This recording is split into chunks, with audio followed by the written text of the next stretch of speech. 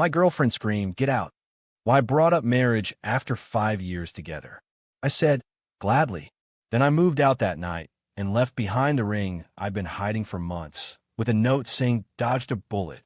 Her panic call started when her friend saw my engagement announcement 3 months later with, "I, 32 male, just did something that either makes me the most petty person on the planet or the most self-respecting.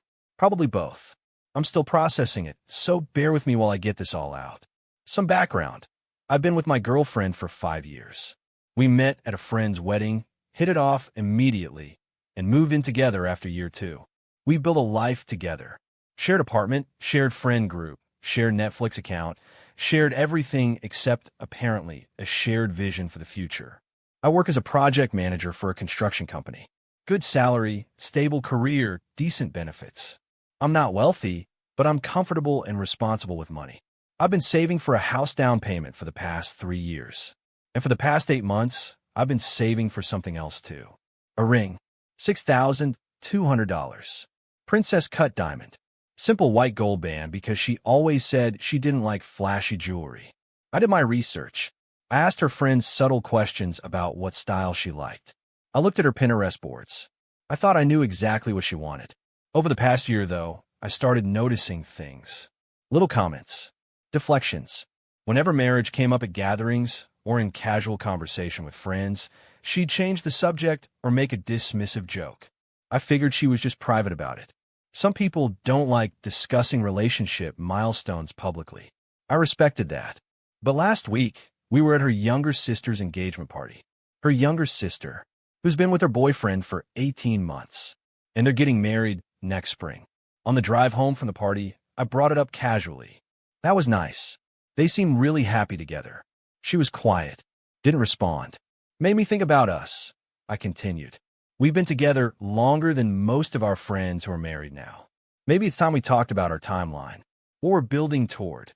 She gripped the steering wheel tighter. Can we not do this right now? When can we do it then? Every time I try to bring up the future, you shut it down. Because I don't want to talk about it. Why not? After 5 years together, don't you think I deserve to at least know where this is going? That's when she snapped.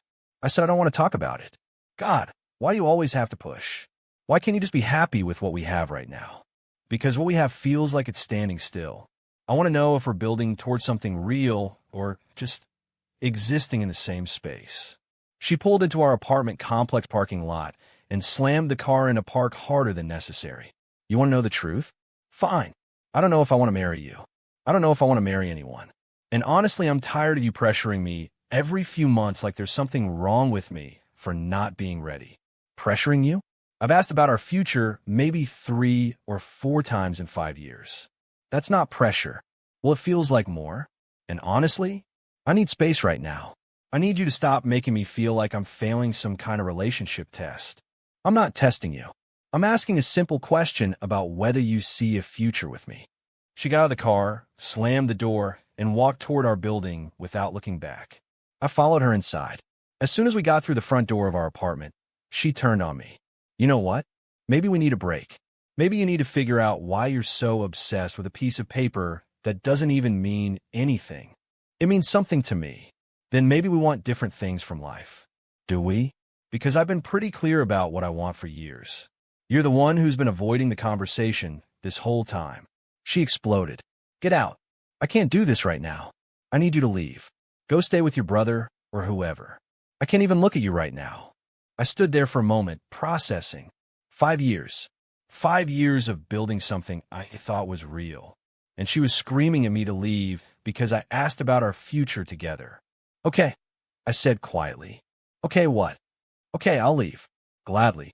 She looked genuinely surprised, like she expected me to fight, to beg, to apologize for wanting a future with her.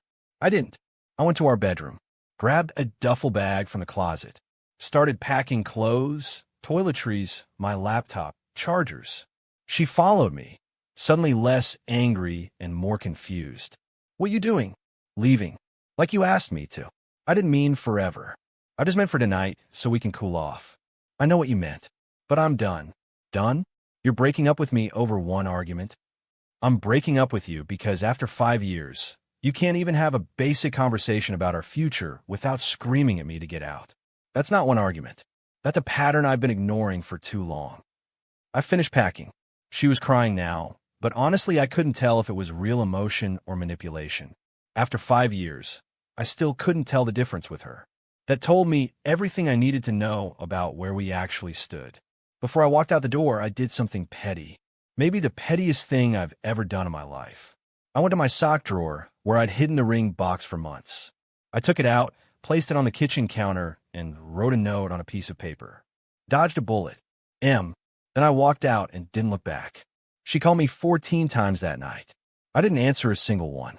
The next morning, she texted, asking if we could talk things through. I told her I'd be by to get the rest of my stuff on Saturday when she was at work. I crashed at my brother's place that week. Told him everything that happened. He said he'd never liked how she talked to me at family events anyway. Always dismissive. Always correcting me in front of people. Making little jokes at my expense. Things I'd normalized over 5 years because I thought that's just how relationships worked. Saturday came. I got my stuff from the apartment. The ring was still sitting on the counter, exactly where I'd left it with my note next to it. She texted me asking what it was, if it was real, if I was actually serious about proposing before I left. I didn't respond to any of it. That was 3 months ago. Now here's where it gets interesting. Last week, I posted an engagement announcement on social media. Not to my ex, to someone else entirely. I reconnected with a woman I knew from college about 6 weeks after the breakup. We'd always had chemistry back then, but the timing was never right. She'd been in a serious relationship when I started dating my ex. We lost touch over the years. She reached out when she saw my relationship status changed. We got coffee and talked for 3 hours straight. Then dinner the next week. Then we started spending every weekend together for 2 months. I know it's fast. I know. But when you've spent 5 years with someone who made you feel like wanting commitment was a character flaw, and then you meet someone who talks about the future on date 3 like it's the most natural thing in the world. You know? I proposed last week at a small dinner with just the two of us. She said yes before I finished asking. We're not rushing the actual wedding. Thinking next fall gives us time to plan properly. But we both know what we want, and we're not afraid to say it out loud. Here's the thing, though. My ex's friend group overlaps significantly with mine. So when I posted the announcement, it got back to her within hours. My phone started blowing up. Text from her. Are you serious right now? You proposed to someone after 3 months? You couldn't even wait a year before moving on? This is clearly a rebound, and you're going to regret it. Text from her friends. This is so disrespectful to her. You're only doing this to hurt her. She's absolutely devastated. One friend even sent, she found a ring. She knows you were going to propose to her. How could you give that same ring to someone else? I didn't give it to someone else. I bought my fiancée her own ring. Different style. Different stone. A ruby because it's her birthstone. Completely new start. My ex's ring is still sitting in a drawer at my brother's house. I don't know what to do with it yet. Return it? Sell it? I'll figure out eventually. The calls and texts haven't stopped.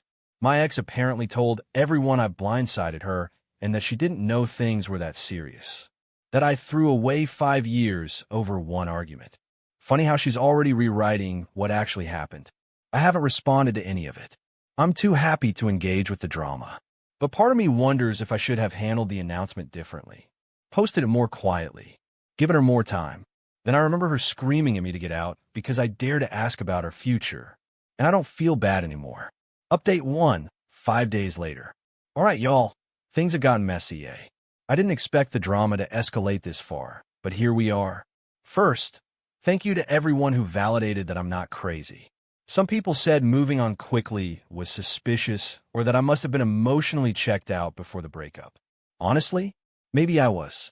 When someone deflects every serious conversation for years, you start building walls without even realizing it. So here's what's happened since my post.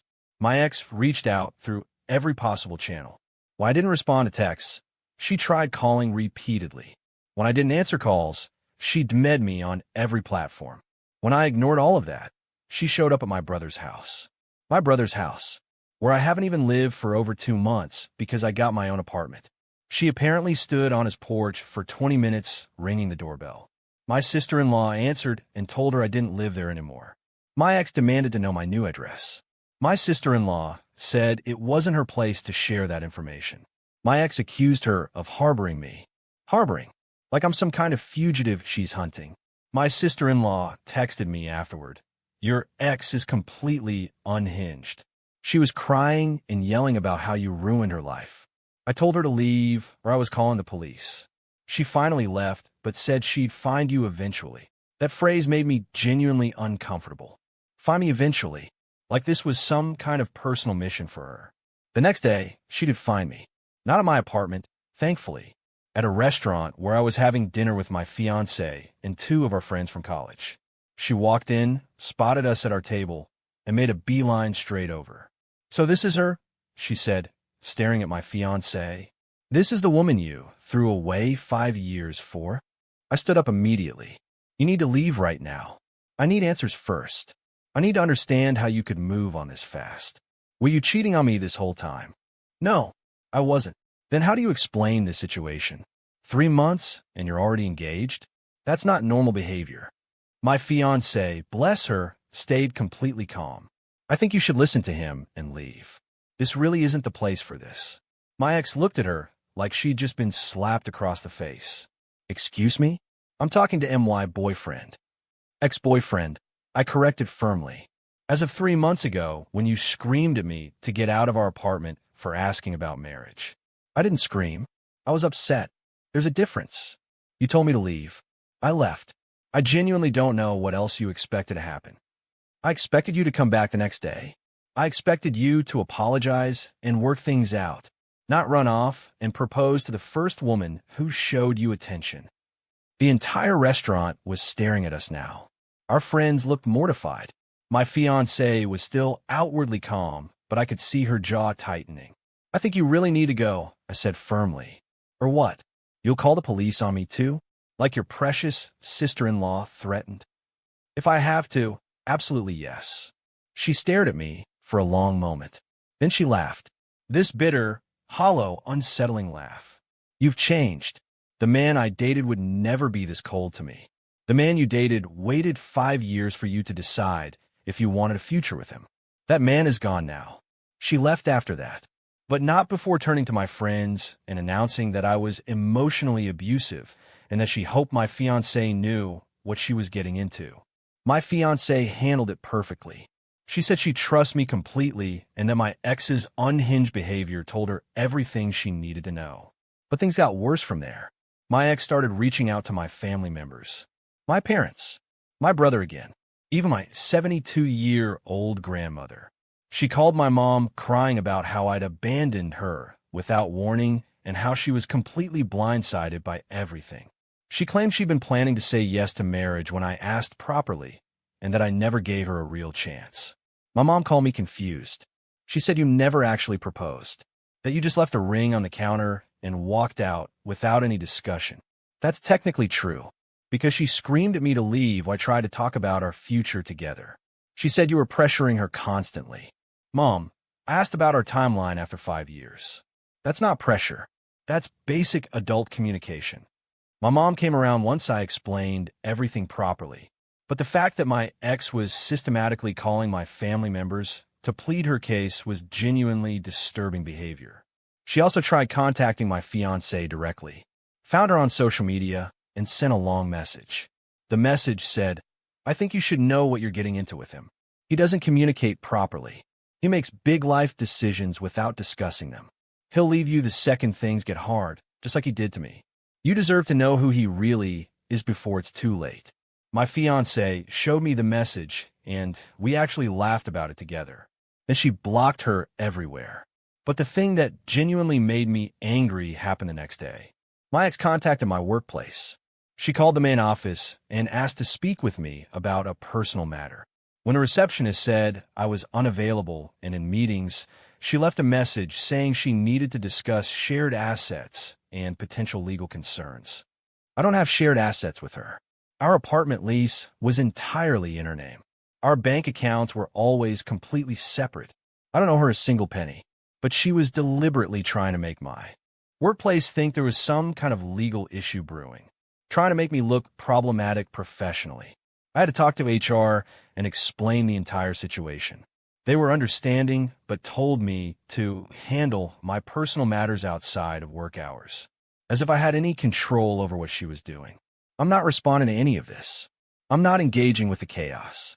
But it's genuinely exhausting being harassed by someone who literally told me to get out of her life. Update 2, 9 days later. Final update, because I think this is finally winding down after a chaotic couple weeks. After my last post, things escalated one more time before they got better. My ex apparently decided that if she couldn't get to me directly, she'd work through her mutual friends instead. She organized a gathering at her apartment. A casual get-together, she called it. She invited 6 people who were friends with both of us from over the years. I obviously wasn't invited, but one of those friends was actually more loyal to me than to her. He texted me beforehand with a warning. "Hey man, heads up. Your ex invited a bunch of us over tonight. Pretty sure she's trying to get everyone on her side officially. Thought you should know what's happening." I appreciated the warning, but didn't think too much of it. She could say whatever she wanted to our friends. The truth would come out eventually. It always does. Turns out, the gathering was less of a casual hangout and more of a trial. According to my friend who was there, she spent the entire evening systematically painting me as the villain of her life. I was emotionally unavailable. I was obsessed with marriage to an unhealthy degree. I abandoned her without any real warning. I flaunted my new relationship specifically to hurt her as revenge. She also brought up the ring dramatically. Showed everyone photos of it sitting on the counter with my note. Talked about how cruel and heartless it was to leave it there like that. How traumatizing it was to discover I'd been planning to propose while simultaneously walking out on her. Here's what she conveniently didn't mention. That she literally screamed at me to leave that night. That she said she didn't know if she wanted to marry me after 5 years together. That she called marriage a piece of paper that doesn't even mean anything. My friend pushed back during the gathering. He asked her directly why I left so suddenly that night. She said it was over a small disagreement about timing. He asked specifically if she'd told me to get out. She said, "Not seriously," and claimed I overreacted. But here's the thing about having friends who actually know you and pay attention. Some of them remember important things. Another friend at the gathering spoke up. She reminded everyone that a year ago, at a mutual friend's birthday dinner, someone had asked my ex about marriage, and my ex had said, and I quote, "I'm honestly not sure I ever want to get married. I really don't see the point of it." The room got quiet. My ex apparently tried to backtrack desperately. Said she was joking or being hyperbolic or going through something difficult at the time. But the damage was already done. People started asking more pointed questions. Why exactly did she tell me to get out? Why did she say she didn't know if she wanted to marry anyone? Why was she acting like I'd completely blindsided her when she'd clearly been avoiding the marriage topic for years? She didn't have good answers for any of it. The gathering ended early with people leaving uncomfortable, and my friend texted me a full summary afterward. I think she was hoping we'd all rally behind her and take her side. It completely backfired. Most people left confused or kind of annoyed. One person even said maybe you actually had a valid point for leaving. Since that night, things have calmed down significantly. My ex stopped reaching out to me directly. I think she finally realized that her campaign to make me look like the bad guy wasn't actually working. When you have to individually explain your side of the story to everyone, and it still doesn't add up, people eventually notice the inconsistencies. She did make one more attempt to reach me. She sent a long email about 3 days ago. It was different from her previous angry messages. Less hostile, more sad, I guess. She said she'd been doing a lot of thinking and self-reflection. That she knew she'd handled things badly that night. That she didn't actually mean for me to leave permanently.